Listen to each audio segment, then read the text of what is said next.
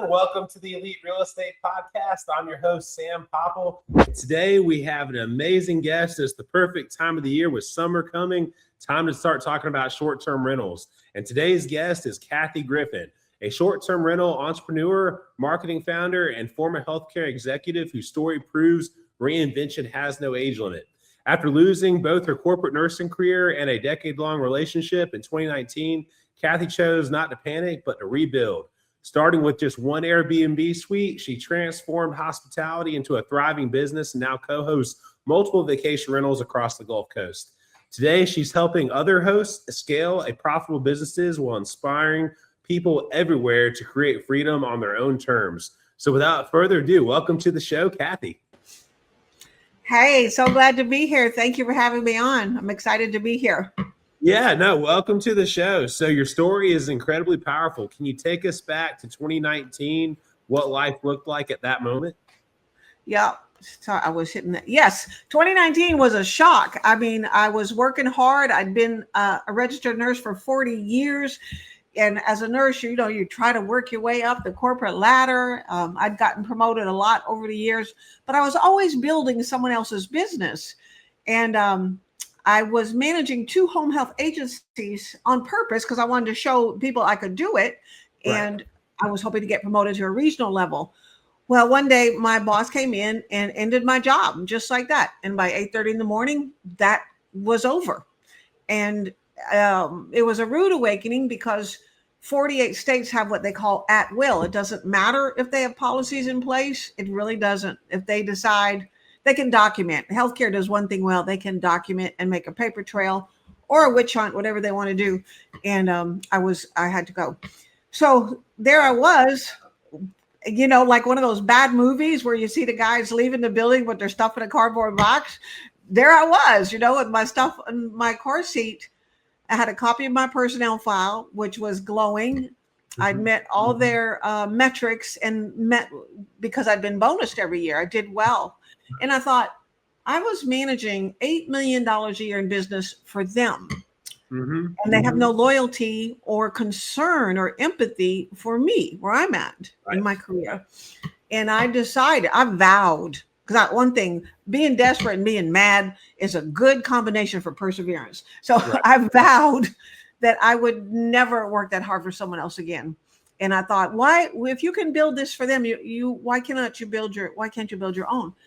And so that's what I decided to do, to learn how to change my thinking and build my own business. Right. So now you experienced both the end of your corporate nursing career and a long-term relationship ending at that same time. What was going through your mind during that season of life? It was like, what in the heck am I doing out here in the middle of Alabama in this big house by myself? Because I was in South Fairhope and trying to, it was like the rug was pulled out from under me. And I didn't really know what to think. I decided to not rush into another job. I had quite an impressive resume. I could have went right back into healthcare in administration and management, or just a home health nurse visiting patients, but I chose not to. Right. And I thought I chose to really think about changing myself on purpose. And I want to say this about being clear about what you want. Sometimes you're very clear that you want something different. But I often say clarity is not always clear. You go towards it and it gets clearer as you go, Right. No, I want to ask about that. So, you paused and intentionally rebuilt from there. What helped what helped your shift in your mindset to to do that? Absolutely. Discipline and reading. And gratitude. I even know I was so hurt. I got up, I had a whole notebook, and every morning I wrote a gratitude list, at least 10 things. And until I started to feel it and believe it, and I studied different books, one after the other. I took mindset courses, and I got up every day eager to learn. I got up excited to learn and have my coffee. And I had a beautiful house at the time with a sunroom that overlooked a garden that I'd envisioned, and it was blooming. And I would sit there and think about what I wanted for myself, And I had a little money saved up because that house actually had a basement, which is rare in Alabama, as you know. Right. But I had some money saved up to renovate it, and something had told me not to do that. So I lived off of that for a while I was trying to figure out what's next. I had a girlfriend in Memphis who's very entrepreneurial and outspoken and refuses to go back to corporate. And I kept calling her, and she encouraged me to start Airbnb in that house. So Okay. I did. I put 2 rooms. That was like 2 wings on the side of the living area.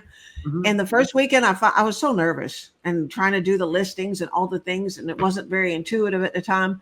And I opened it, and that weekend I made $800. Not that, well, okay then, That's great. You got money for the next week. Let's see what the next week happens. And I thought, well, that wasn't that bad. And I was really excited about having company. I'm pretty personable. And I thought, oh, I'm so excited. I'll get to wake up and have coffee with them in the morning. And I had all the hospitable things laid out. And then when I got up, they had all already gone and taken their go cups and left me little notes. Thank you. And I thought, oh, well, okay. So they didn't come to see me. They came to stay, Yeah. And so you moved. I'll say you moved to Pensacola though shortly after that, and you bought a colorful, historic shotgun style home near downtown. What made you choose that property after starting the renting the rooms? I decided the theme that was in my head the whole time was that I will never worry about paying a mortgage again after being left like that in the middle. Like, I moved from Louisiana to Alabama for this relationship, and after 4 years in Alabama, he left me there, and I'm like, this is not going to happen again. To worry about how to pay a mortgage, I'm not doing that. So I wanted a house that would help to pay for itself, and I actually took all my mindset tools, and I took myself on spent a nice weekend. I rented a waterfront condo or something and wrote out my vision of what I wanted. And I wanted a little house close enough to downtown where myself as a single woman, I could go do things, eat, go meet people. I didn't want to be on the beach. I wanted to be near the beach because I want to be able to evacuate. I didn't want to go to South Florida because I didn't want to be stuck down there. If it evacuate, I love this area. And I do have a quarter horse, and I wanted my horse to be within driving distance in the country. So that's location. I took 3 days to write that out. Then I took 3 days and lined up a bunch of houses to see and some jobs, because I thought I would take a W-2 for 6 months till I get a mortgage. And I found a company that, of course, wanted me director of nursing. And I said, no, but I'll coach your director of nurses. And they said, okay. And I said, I'll do that in 3 days a week for full-time pay. And they said, okay. So that's what I did. And when I saw that house, it had a little suite on the back that had a door that separated it. And it was colorful, which is kind of me. It had stained glass doors in it and a little patio in the back. And I was like, okay, this is it. I'm going to make an offer. And I made an offer that within a couple of days and got it. Oh, that's awesome. Yeah. So, so that, let's see. So, after what do you think separates the average? I'm sorry, I was jumping around. That's okay. At what point did you realize, like, I can turn this into a real business, like where it's not just a little side income, but like I'm gonna make this a real business? Because I always wanted my own business ever since I was a little bitty girl. Always wanted my own business. So that's that we talked about having that driving entrepreneurial force within you. But that I'd already used it for other people's business. But when I was in that house, I'm living in the front unit, and the cottage unit in the back was renting out over and over and over again. And I did the cleaning, I did the restocking, I did all the things. And it came to a point where I was either going to have to get a job or do something else. And I thought, well, wait a minute, let me lean into this instead of creating a whole new business. Let me lean into what's working. So I literally moved out of the front in June, I want to say, and had my first guest like a week later. I pushed it, and been doing that ever since with that house. So coming from healthcare, did you find that hospitality came pretty naturally to you? Very naturally. If you're a nurse, as a young nurse, I landed in New Orleans, right straight from Toronto. And you walk in and they say, these are your patients. There's 20 of them. Okay. And if you're going to survive, I've learned that like patients, they want things. They don't feel good. They're clamoring for, but if I went around and if I familiarized myself with every patient, I went around and I did my rounds and introduced them and said, I'm Cathy, I'm your nurse for the night. If you need anything, you call me. I had a good night. They didn't bother me. So I do the same hospitality. If you can work with sick people, you can definitely work with well people. Right. The management skills that a nurse has are high level. You know what I mean? So yeah, it was an easy fix. Yeah, easy transition. Yeah. Let's fast forward to today. You're co-hosting 10 vacation rentals across Pensacola, Fairhope, and Gulf Shores. How did you scale from one small suite to multiple properties? Yeah, we're up to 12 now. It's pretty.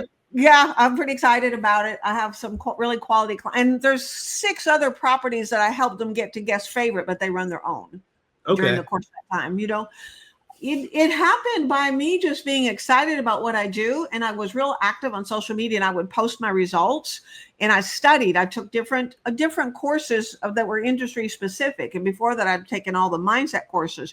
And I got into some very industry specific courses, and I would post, you know, what I was learning or what I accomplished, or a 5-star review, or improve my rankings, and people would notice. And one gentleman called me to have coffee with him. I thought he wanted me to promote another part of his business, but he said, no, I want you to start my Airbnbs. And I said, even better. So he had 2 units, and they stayed with me a couple of years. I think they went to long-term now. They decided to do something else. But then another lady, one of my most favorite clients, saw me and messaged me on Facebook, and she said, I could tell you're the real deal. Can I take you to lunch? And I said, okay. And so we went to lunch, and she hired me, and it has just grown from then. People have reached out to me primarily. I also do a lot of local networking, and some of the realtors have referred me to their clients that are leaving town and want to turn their home into a vacation rental. So just networking online and in person, I would say. Yeah, no, networking's great. That's how I got connected with you. Yeah, that's right. Yeah. So what do you think separates an average Airbnb host or short-term rental host from someone who's very successful with short-term rentals? The experience that they create for their guest and the hospitality, they have to go hand in hand. It is a competitive area, but if you can't be hospitable and set the tone from the first email to the last goodbye, I think you have to put in that effort, and you have to put in that effort to really meet the guests where they're at. Mm-hmm. You know, what kind of trip are they coming on? Are they coming because they need a break from their kids? Are they coming with their kids? Are they coming to meet their son in the Navy? Are they coming to celebrate somebody's graduation? Are they having a multi-generational kind of a mini reunion thing? And you have to be a step ahead of what those people are going to want for comfort in the home. Right. What are some of the biggest mistakes that you see new hosts make? Oh my goodness. They're emotionally attached to their property and think everybody's going to love it. They think, well, I'm letting them in my house. They need to appreciate it and follow my rules. No, they don't really need to. You know, you've got to figure out how to make that happen. And they don't have the budget. How can I say this? They don't let go of the design and let somebody with skill design it for the guest. Gotcha. Now that's actually, my next question was actually going to go into that. How important is branding, design, and guest experience in today's short-term rental market? It's everything, but I think it's the other way around. I think it's guest experience first. Okay. You know, and then what was it? Wasn't it when you said brand? Design and branding. But let's lock into that guest experience, then pull that into the design. Like what do you think makes a guest experience unique, and how is that design tied into it? Because you know, I tell people in my experience, as someone who has 2 short-term rentals, one that sleeps 8, one that sleeps 6, that you start really, I believe, you know, helping people with the economies of scale when your place can sleep 6 or more, because if it's 6 or less, you're really competing, especially in the ones that only do 4, you're competing head to head with hotels, you know, so you can't beat them on price because, you know, I mean, there's always probably going to be a hotel cheaper when it's like a smaller, just like a 1-bedroom kind of situation. Yeah. Exactly. Yes. So they're booking for the experience. There's a little different flavor. So just like I said before, lean into the experience. If you're going romantic for couples, lean into it and make it sweet. They're not cheesy and kinky unless you want to go that way. But, there are some of those that just apparently do well. But if you want it, mine are classy and fun and colorful and thoughtful. Every little thing, like from give us an example of one of your favorite designs, whether it's one of your personal houses or one of the ones you helped one of your clients with. One of my favorite clients, they have a beautiful home downtown, and it's set up for multi-generational families, or say a girlfriend trip, or maybe a guy trip, but mostly girlfriend trip and families. So the 3 separate bedrooms, so everybody's separate. The main living area, beautiful open area, with a smaller room off of that. It's like a little sunroom meditation room. So you've got room to gather and room to be separate. Dining room to gather, kitchen room to eat, and then out on the backyard deck is so spacious that there's a hot tub, a beautiful table that can seat 8, and around the corner a fire pit that seats 4, and then out in the yard another fire pit with benches, and I've added yoga mats under the trees. So there's something for everyone. But the experience, if they bring an older person, they don't have to leave that one floor. They can step right out to the backyard deck or come inside. You know what I mean? That's great. Yeah, no, definitely perfect for older people who want to stay. Because one of my rentals I have is a townhouse in Destin, and the first is a garage first floor, so you walk right into the staircase, and that's something I actually make sure all guests know about. Really, a little bit echo back. I make sure all guests know about it, so that way you don't get booked with an older couple into that particular unit. Yeah, I think I'm not hearing you right for some reason. Let's see. Can you hear me now? Yep, I hear you. Yep. Cool. Yeah, no, I was just saying how it's real important for older people to have a flat houses and stuff. Is like I said, I have a townhome that you walk into a staircase, and then the bedrooms are on the 3rd floor. And so I tell people right away that this probably isn't the right home for an elderly to stay in if stairs are a problem. I want the right people to have a great time, and not there's a reason I have great reviews too. Exactly. The right people to have the great time. It's suited for them. Exactly. Now, I'm kind of excited to talk to you about this because and one of my aspirations in life is to write a book, and I love having someone who's a couple steps ahead of me in the process. So you launched your book, you launched your book, My Biz LLC, to help other hosts grow their businesses. What inspired that move? What inspired that was, as you know, if there's people don't understand about the marketing for vacation rentals. That marketing, you have to market within the platform, like within Airbnb itself, following its rules, and within VRBO, what are you doing to market your listing within there to the best of your ability, because you're under their control.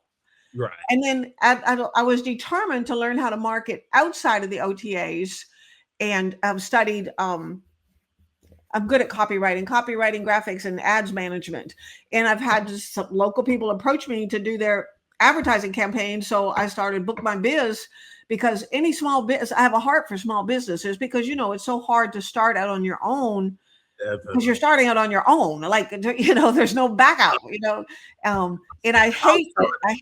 I was telling someone the other day who was about to pay for some mentorship, as they said that they didn't want to feel like they were all alone. I was like, I'm not going to tell you to pay for it or not pay for that mentorship, but I don't want you to have a false sense, because even if you pay for that mentorship, you're still alone. Yeah. Like there's no one that's going to help you pay those bills. So the buck stops here. That's the one thing you got to understand when you're a business owner is I hate to see people throw away money or say, well, I tried this and that ad didn't work and this didn't work, because you don't understand the whole process. Mm-hmm. Do you know what I mean? It is a process, and it has to be very intentional. So that's what I do with that. Is very intentional. I call it the visibility shift. Right. No, that's great. So you talk a lot about reinvention and building your own economy. What does that mean to you personally? I absolutely love it. Reinventing myself to a whole new career within the last 5 years. And creating my own economy means I'm supporting myself with the business I generate, but I'm also supporting, and they're very dear to me, the cleaners that do a great job, the maintenance men that do a great job, the girl that today that ran to Bernito for me and put in a pool vacuum. I love that give and take. My expenses are probably a little high, but but it's an economy, and we're all contributing to our own little economy. And I absolutely I love that. That's kind of what just pumps me up. Yeah. Now, what would you say to someone, especially women later in life, who feel like they're too late to start over? What would you tell them right now? I would just tell them that's baloney. That it depends. They have to be. There's things you have to have. One, you have to have the willingness to make a change, and you can. People say, "Oh, it's this way or it's that way, or it was God's will." No, it's not. I mean, you have your own will. You have your own will. You have your own mind, and it took a lot for me to overcome some old thinking. My early life was very challenged with circumstantial things that were traumatic. They were traumatic. I didn't think I was traumatized, but now when I look back, I was like, holy Hannah, I survived that. But when I was going through all those changes in 2019, the thought that is always in my mind is change by choice. So it doesn't matter how old you are. You can find purpose. You can find new clarity. And it doesn't have to be a conquer the world clarity. It can be something simple, like learn to do something you like, garden. Like I still ride my horse. I'm like considered a senior. My horse can still gallop 30 miles an hour and I ride him like that. You know what I mean? No, that's awesome. I love to hear people staying active. Now you faced incredibly difficult seasons, including homelessness. How did those experiences shape your resilience and outlook today? Well, the key word is resilience. And again, it goes back to circumstance. I no longer wanted my life to be directed by circumstance. I had tough circumstances thrown at me, and they shape me by giving me persistence, resilience. Somebody told me one time, "Oh, Miss Cathy, you're just going to build more character." And I thought, "Oh my God, when does it stop? I have enough character." You know what I mean? Right. Yeah. So that still goes back to change by choice. Change by choice. I can't prevent other things from happening in the world. I can't prevent tough things that still might happen, but I'm not subject to circumstances like I was. No, for sure. Mm-hmm. Now let's see. Was there a moment when you realized that you truly rebuilt the life of your dreams on your terms? Oh, I think this past year has been really that kind of like, yeah, this is great. And I'm not done. It's not like you arrive and you're done. You know what I mean? I feel like I've arrived and I'm in the process. And I love building. I think that's part of being an entrepreneur, is having the creativity to build something. And as a fellow entrepreneur, I'm sure you have to be careful. Sometimes you don't need to start every idea that you have. And it took me a while to learn that. I'll tell you something funny real quick. I realized in the last year or so that I probably can just be a customer at some businesses. I don't actually got to buy the place or own it. You can just be a customer. Yeah. That was a mentality that I did not have. I thought, man, if I like it, I need to get into that. I'm like, no, you can just support the business sometimes. Yeah. Yeah, that's great. I love it. Yeah. So no, to go back to your question, I think you don't ever, I think like I have a next goal. You know what I mean? In 2 years, I want to make a certain amount of dollars, and there's some places I want to travel. And I'm not sure what I'll do, if I'll sell this business or scale it back or have it where it runs systematically. Well, that would be the thing from wherever I am. I'm in the process of building systems now. So. Yeah. I was going to ask you, do you have a goal that you'd like to scale to? Like, is there a number that you would like to personally own, and then a number that you'd like to, manage, as far as like number of doors or units or I think it's going to fall out in a couple different ways for me. I don't know if I want to grow to a ton more doors. I will grow more quality doors as I go forward, and be very selective about that right now, because you do just as much work for a small property as you do for one that's a good producer. But I want to build a product. In fact, I had a meeting about it today for women like me who were starting with 1 or 2 units, an affordable product where they'd have a co-host like me, but they wouldn't have to pay a percentage of the rent. So I would like to have product sales for that to support people. and have the doors. And I would like to have some other type of housing that is a idea swirling around in my mind. So, okay. Well, cool. Well, Yes, keep those ideas swirling, and yeah. any ways that my partner and I can help you. If any of it requires any development, since we're all local here in Pensacola, this is Okay. where we focus and we like to build. So Yeah. let us know if we can help on that. Yeah. But if someone's listening and wants to start an Airbnb business today, what's the first thing that they should focus on?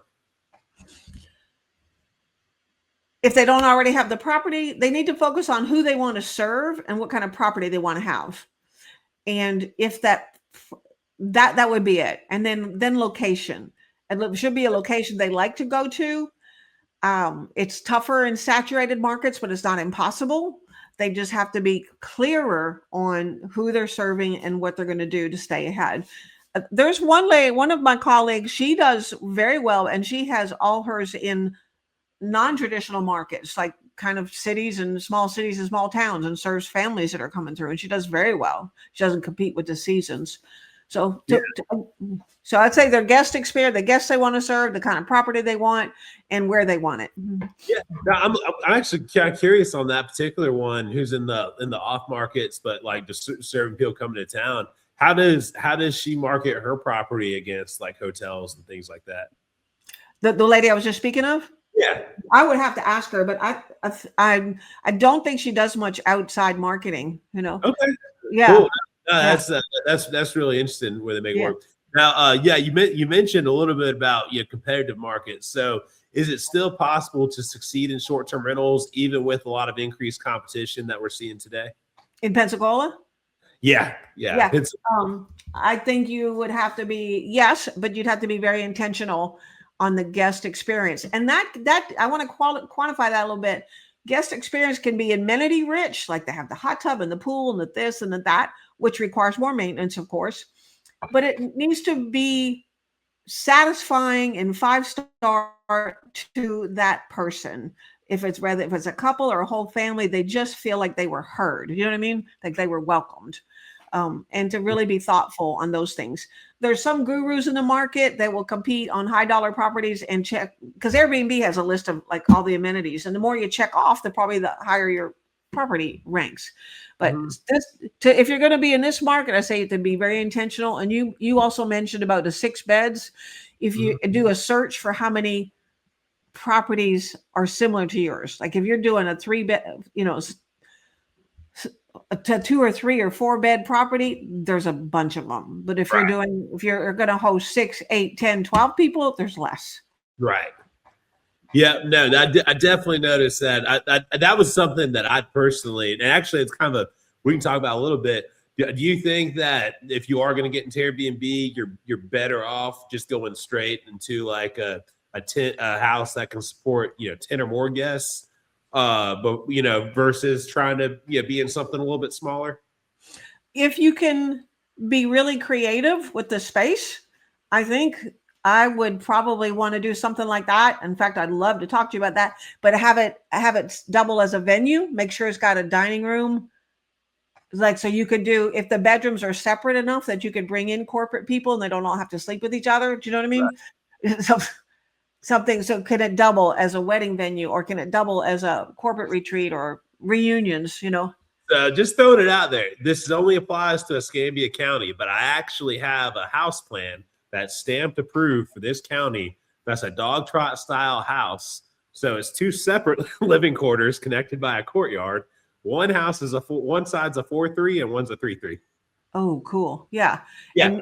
So all we need is a lot in Escambia County, and we can build that, make it come alive, So just keep your eyes open. Like I said, I got a plan for that one. Ready to go. Does it have a meeting room or a big dining area? So like I said, each one has kind of a dining area, but we can pencil that stuff around. That's all a little easily movable.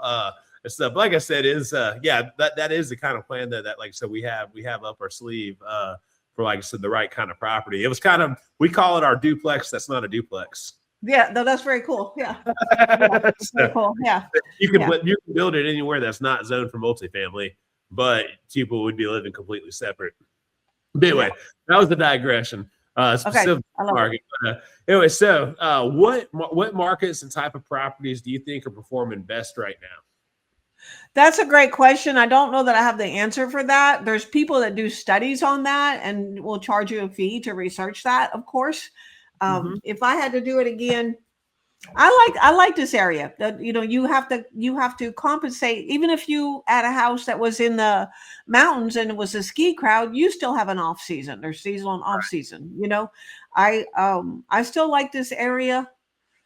I want to tell you, Daphne, Alabama is and Fairhope, Alabama. Fairhope's too restrictive, but Daphne, there's a lot of families moving there. So I don't know if there's need there for people in transition or not. But Baldwin County is one of the fastest growing counties in Alabama. Yeah. So, what now? Back onto your story. What legacy do you hope your story leaves behind? Oh, that you can recreate yourself anytime, and you don't have to be what other people told you are. You don't have to. You can overcome that. You don't have to wait for someone's approval. Please don't do that anymore, ladies. You know what I mean? You can recreate yourself, but you have to have the wherewithal, the grit. And women who have raised families and multitasked and done jobs have more grit than they give themselves credit for. You have more resourcefulness. And I'm very territorial when it comes to fierce when it comes to supporting women taking care of themselves. Don't put up with that anymore. You can recreate yourself whenever you want to. No, definitely. Well, this was definitely great. You had a lot of great information about short-term rentals. It's very inspiring for people that, like I said, are kind of like, because I think there's probably a lot of people, especially when the economy's getting a little tight, people's jobs aren't giving them exactly what they're wanting, and they start asking themselves, should I keep working for the man or the woman that is running this place, or should I start doing something that can be more for myself and more for my family? And I think you figured out, because like there's a lot of people that think that owning a business is risky, like the job is the security, but then you're living proof that a rug can get pulled out from under you with no warning, in a drop of a hat, and all that time and investment that you spend into a career, like I said, can just disappear overnight. And so seeing you thrive now, and like I said, I got to watch you launch your book at the one of our local networking events, and Yeah. I think it was really cool. That was inspiring for me, because like I said, I have goals to write a book and to like see someone I know and to talk to, and hey, I've had short reels before, so she's doing things I do, and she wrote a book. Like I said, I just think that's so cool, and it's very inspiring, to other people. So again, I appreciate you coming on the show and sharing this. If people want to connect with you, learn about you hosting your business, work with you as far as you hosting their Airbnb, or you consult for them, or if they want to buy your book, where's the best place to go? They can just email me at Cathy at ilovesouthernvacays.com. Just email me. That's really the easiest way. The website is the same. Also, ilovesouthernvacays.com, and it's been renovated right now. It's up, but we're actively working on it because we have more properties to put on. And actually, you grew by 2 properties since you sent me the bio. So I love it when I read someone's bio out, and then as we're live, we figure out actually I got more than that. That's the coolest way you read a bio. Yeah. I want to throw out one more fact to you that came to me. Do I have time?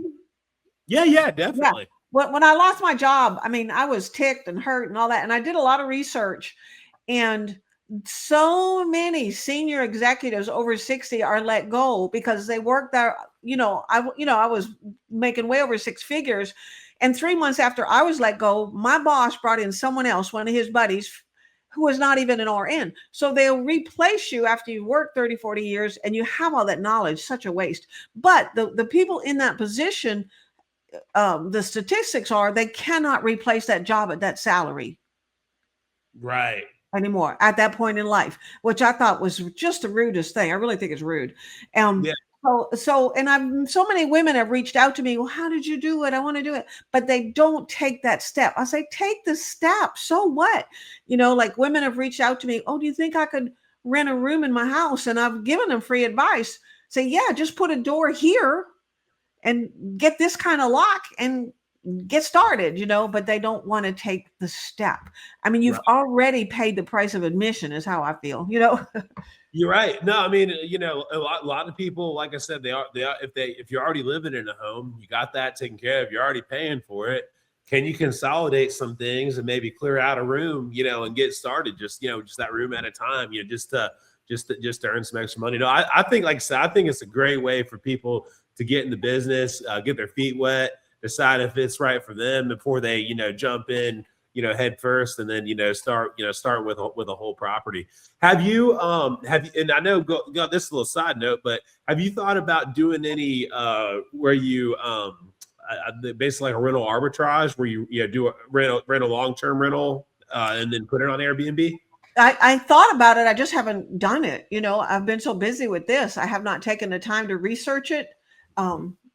I'd rather own the house or, another thing, if you're doing it in your own house, you're still gaining equity and you have a whole bunch more tax write-offs, also. That's totally true.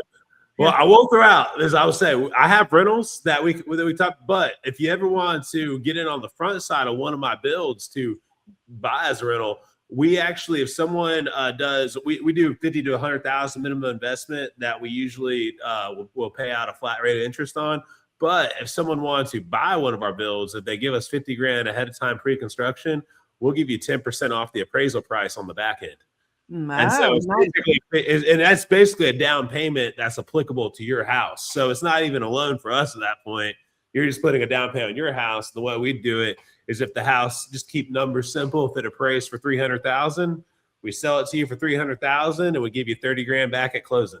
But you already got your 50. But you already got your 50 grand invested. So technically you're getting 80 grand back at closing. So if you had to bring, say, 30% loan to value on a $300,000 home, that'd be 90 grand. But you got 80 grand back at closing. So it looks like you'd only have to bring 10 grand to the closing, and you got 30% equity in a brand new $300,000 property. That is so smart. Yeah. I love the financing. It's just numbers, right? Yeah. Well, like I said, we can talk more about that. That's actually a good way. If you did want to stack another one and you liked any of my builds, you can get it on the groundwork of that way. I need to spend some time with you and see what you're doing. No, definitely. And I'll drive you by one, because I'm building a really nice house at 406 West Winthrop right now. And that house is it's a 3-3 with a bonus loft. But you walk in and it's a 2-story home. You walk into 22-foot ceilings. So big grand entrance when you come in, but it feels like about 3,000 square feet. It's just well laid out. It's a little under 2,300 square feet. Just very nice. Well designed. But yeah, I really would like to show you that one, because I like to see that. That one has a lot of potential. That one probably location wise could still be all right, but we could actually take that same build and put it on some other lots as well. So just like I said, throwing it out there. But no, I loved having you on the show. I think it's, like I said, very inspiring for everybody listening, especially women. And let's connect here in these upcoming weeks and see how, if there's any way we can work together in the future. I love it. I love business growing and connecting and flourishing and creating an economy. Oh, exactly. Yeah. I appreciate having you on the show. Is there any last things you want to say to anybody listening? And then let's plug your website one more time. I love Southern Vacays. Instead of Southern Vacations, it's Vacays. I love southernvacays.com. And there's a contact page on there that you can reach out to me, send me an email or call me directly. And I don't know. I just want to say thank you for this opportunity. I'm really excited to be part of the Pensacola community. I didn't tell you, I just bought a house too. This is a new house. So. Oh, awesome. Congratulations. Yeah. It's a renovated house, renovated older house that I got for a good price. So perfect. Well, we love having you in the Pensacola community. Like I said, it was great to connect with you at Andy's Networking. I actually saw Andy like our live already. So he's the master connector. So like I said, definitely enjoyed meeting you and having you in the community. And like I said, look forward to working with you in the future. Before I leave, I need to make just my couple of weekly announcements. If anybody has any lots in the Escambia County area, I'm running out. I need to buy more. I got plenty of money in the bank. We're closing on a ton. I closed on 6 of them last month. And so anybody who has any buildable land in Escambia County, please let me know. I'm really trying to hit my goal of building 26 houses this year with my partner, Will. And so please, please, please, if you have any buildable land, let us know. And we love partner deals, and we have plenty of home plans. If you want us to help you build a home on your own lot at an affordable price, we're here to work with you. Please follow our podcast and subscribe to the Elite Real Estate Podcast on YouTube. And we appreciate everybody tuning in. Cathy, thanks again for joining us, and we'll see everyone next week. Okay, thank you. All right, bye-bye. Bye.